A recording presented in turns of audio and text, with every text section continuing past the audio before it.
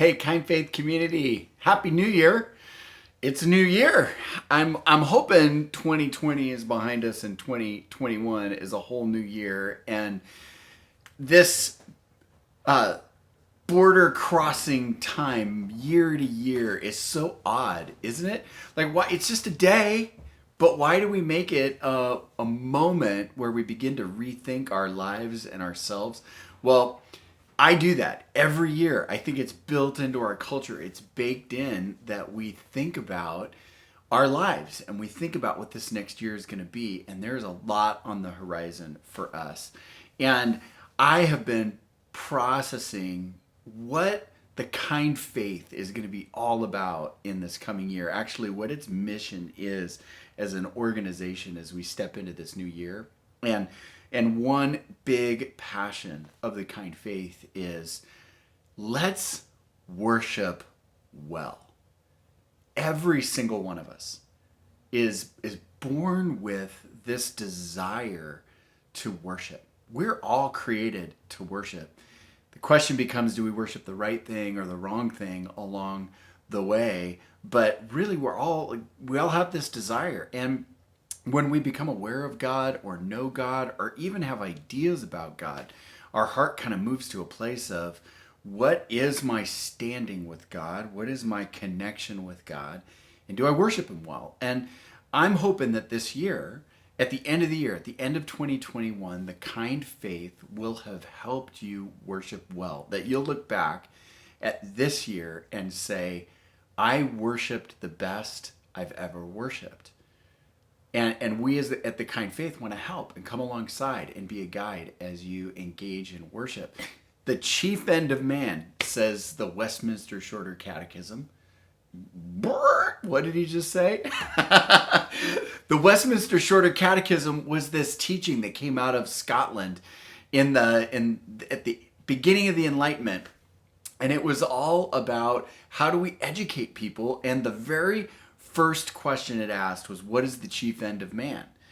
And the answer was memorized by all the students. And the answer to the question, what is the chief end of man, is to glorify God and enjoy Him forever. Essentially to worship God and enjoy Him forever. And it's an acknowledgement of this thing that's baked into us.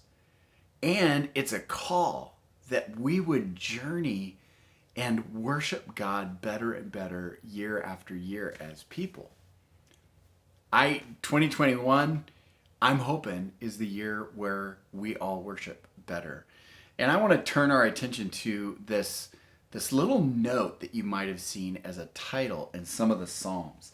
If you've been reading the Bible for any amount of time, and especially the Psalms, you'll come to the Psalms starting in Psalm 120.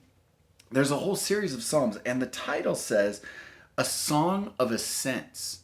And I remember when I first started reading the Bible, I had no idea what that meant. Some of the titles of Psalms say a Psalm of David or by the song leader for the people. So you have all these titles, and then there's this section that says Songs of Ascents. And the Song of Ascents goes all the way to Psalm 134. So there's 14 of them. And what's it about? It's about worshiping well. It finds its way into the heart of the Bible, and it was the songbook used when the people of Israel were camping around the campfires as they were on pilgrimage up to Jerusalem. So Jerusalem was high on a hill. In fact, if you take a bus, we took a bus from Jerusalem down to Jericho. It's quite a ways down. And in fact, Jerusalem sits high above just about everything else in Israel. So when you went to Jerusalem, you went up and you ascended. And these songs were the songs of ascent. And in the songs of ascent, you have these incredible psalms. Here's Psalm 130. It says, Out of the depths I cry to you, Lord. O Lord, hear my voice. Let your ears be attentive to the voice of my pleas for mercy. That doesn't sound like a party song on your way to see God. And then In Psalm 131, O Lord, my heart is not lifted up, my eyes are not raised too high. It's a declaration of humility, but also it has this moodiness. All the Psalms of Ascent have this moodiness to them. And I'm talking about this in the concept of worship because I think the Psalms of Ascent in their purpose and place for the people of God serve an incredibly powerful purpose. And it's this. It leads us to ask some questions. So the people were traveling, right, as they were singing these songs, and they were traveling toward. And isn't that good worship? Good worship isn't just that I'm singing songs, right? Remember in the 90s, I think it was, and there was that song, Heart of Worship, and it was about the band that decided not to play, and the whole church went up in arms because they weren't singing anymore, but they wanted to bring the whole church back to the heart of worship. And then the first song they sang when they started singing again with the band was the song, Heart of Worship. It's not about the songs. It's about the direction of our heart, where our heart is traveling to when we engage in worship. I think about my experiences in worship and when I leave, and sometimes I'm guilty. I do consumer worship. Anybody else? Where it was the song I liked, it was sung the way I liked it, it was performed the way I like it performed. But I don't ask the deeper question that the Psalms of Ascent call us to is, are you traveling toward God? Is your worship moving you toward God? That should be how we measure worship. Not, did I feel warm, or was the song good, or did I sing loud? It's not about that. It's about the movement. And we wrap worship all around songs. One of my pet peeves as a pastor was we always had to make announcements, right? And it felt like early on in my ministry that announcements were an interruption of worship. And then I started to understand that worship is broader than just songs or just what happens in an hour. Worship is whole life. And so when I make an announcement that there's a class coming, it actually is an act of calling people to worship with their lives by taking this class. I just had a small view of worship. And worshiping well in the full view, in the biblical view, in the view that comes from the Psalms of Ascents, is that I am moving myself toward God. I think that's partly why this season where we're not gathering in worship is so hard. Because when we gather and go to a church, we physically move toward. And we've lost that. We're moving toward our couch and turning on YouTube, but we're not physically moving toward God. And in this new year, the question to ask when you evaluate your worship and ask, am I worshiping well? The first question is my worship moving me toward God better?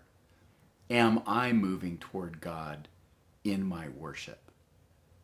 We often put the responsibility of worship on the preacher, on the person leading the music, on the one praying.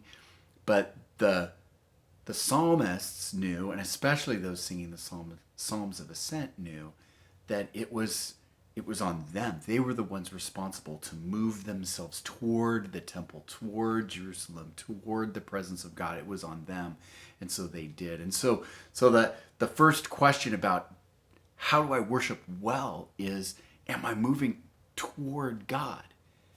And this is what's great about this, do you see how it separates church and worship?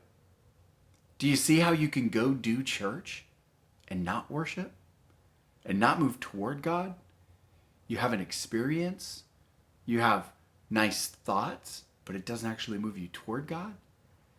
And do you see how then worship can happen in your living room and on the couch or in your special chair or out in your backyard or on the porch or at the beach. When we have a full, real biblical understanding of worship, we begin to understand that worship is us moving ourselves toward God. And so this year, we want to help you do that. We're going to help you. We're going to have gatherings with the Kind Faith where we're going to ask at the end, did you worship well? And you get a chance to ask, did I worship well? Did I move toward God? But it's not just did I move toward God. There's another reality for the Psalms of Ascents. They're moving toward God, but remember, they're Psalms of Ascents. So did my worship lift me up? And I want to make an important distinction here. This is not about your mood. Did I feel good about it? This is not about that. Now, it's wonderful, right, when worship feels good. But worship isn't about feeling good. As they're walking, they are moving up and up toward God. The psalmists were in the Psalms of Ascent, and they were bringing their offerings to God, and they were elevating themselves morally, thoughtfully, theologically. And not just morally, thoughtfully, and theologically, but they were elevating themselves as a whole community. We'll talk about that in a second. But the simple way to talk about it is my worship lifting me up? Is it helping me see from God's perspective the world? Is it moving me to a place where my heart breaks for what God's heart breaks for? And is it moving me to the place where my heart delights in the things that God's heart delights in? Am I doing that in worship? And the psalmists, and especially those of the Psalms of Ascent, were asking those questions. Am I going up? And this isn't, by the way, not about being a better person. That's moralism. This is about, am I living in my identity becoming more shaped, more like God? We have those famous scripture passages, right? In Galatians 5, and the fruit of the Spirit is love and joy and peace and patience and kindness and goodness and gentleness and faithfulness and self-control. Is my worship moving me up into that? And Corinthians, in 1 Corinthians 13, love is patient, love is kind. Am I moving up into that? Not as a moral measuring stick, but am I becoming what I crave to become? That's good worship. Good worship is when I move toward God and when I'm moving up with God as a person. And then the last question for good worship is, am I moving with? Am I coming with? The Psalm of Ascents were sung, I imagine, that they would, when you're traveling from Nazareth or Capernaum or even anywhere in the Jezreel Valley, which is north, or even down at Caesarea, down by the ocean, the Mediterranean, you're traveling for days. And so you'd walk, but nobody walks 8-10 hours. You walk, you rest, you find your camping spot, and then you would sit around and you'd have your campfire, and these psalms were sung. And it was a with experience. It was a with experience with people. It was a communal thing. It's so communal were these camp songs that were sung around campfires that they made it into the Hebrew Bible. They became a core part of the worship of the people of God because it was good and right worship. And so it was communal. And so worship has this place where we've got to ask the question, am I worshiping with? Am I worshiping with my family? Am I going along with them toward God and up? Am I worshiping with my fellow Christians? Am I worshiping with them toward God and up? But there's another withness here that is so powerful. Now listen to the Psalms again. Psalm 130. Out of the depths I cry to you, Lord. O Lord, hear your voice. Let your ears be attentive. Let the voice of my pleas for mercy be heard by you. If you, O Lord, should mark my iniquities, O Lord, who could stand? But with you there's forgiveness, that you may be feared. I wait for the Lord. My soul waits, and in his word I hope. My soul waits more than the watchman waits for the morning. Love that image. More than the watchman waits for the morning. It's a picture of a watchman on a city wall, besieged, worried that the battle will start any moment. And when the morning comes, his shift is over and he's no longer the one who has to sit on the precipice of battle. He can take a breath and be relieved and find peace. And that's what's going on here. But besides that, do you hear how visceral, how real, how fully the person is being brought to God? It's not faking it. Listen to Psalm 131. O Lord, my heart is not lifted up. My eyes are not raised too high. A statement of humility. Lord, I'm not enough. Listen to this, Psalm 129. Greatly have they afflicted me from my youth. Greatly have they afflicted me from my youth. This idea that the people of Israel in worship are bringing themselves, it's with. So it's not just travel toward God, and it's not just travel up, it's travel with a community and with everything they're bringing. That's good worship. And who's responsible for it? Is it the worship leader? Is it the pastor's sermon? Man, I love in this that there really is no sermon in this. It is just the people of God moving toward, moving up, and moving with. And so as you look at your worship life this year, I invite you to ask those questions. Am I moving toward God in my worship? Is this moving me toward him? Am I moving up? And am I moving with? We're going to do this with the Kind Faith. We're going to explore this and get our hands dirty in it and figure out, how do we worship well? Because I am convinced that the writers of the Westminster Shorter Catechism had it right. The chief end of man, the longing of our heart, the thing that we find most deeply satisfying in a year when we look back at the year, is that we glorified God, that we worshiped him well.